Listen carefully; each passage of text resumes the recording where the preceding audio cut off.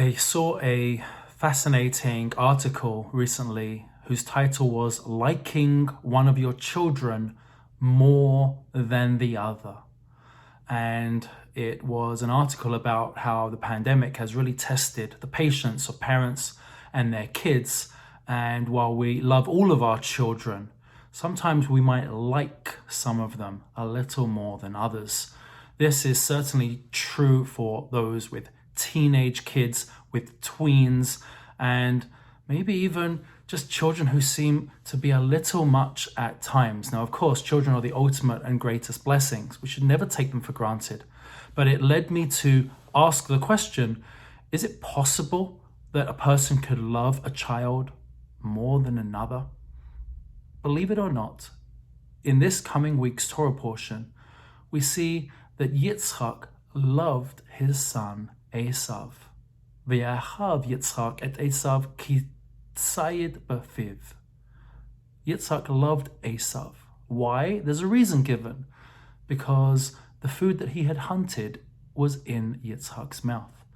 Seemingly, Yitzchak enjoyed food, a barbecue, the hunted game that his son had brought back home.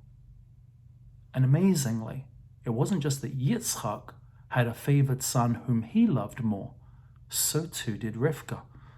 Because the verse continues that yes, Rivka ve'achav Yaakov. Let me quote you the exact line. Ve'Rivka ohevet Yaakov.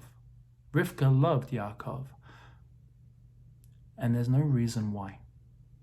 I find it really interesting that when it comes to Yitzchak's love of Esav, it explains why.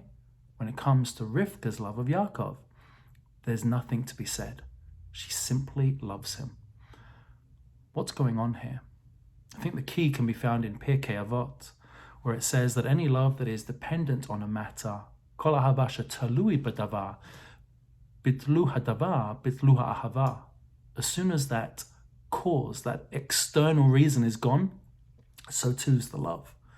But anything that's not based on an external, extraneous reason, then that love can never be extinguished.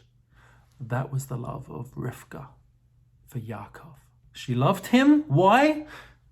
Because she loved him. There was no why.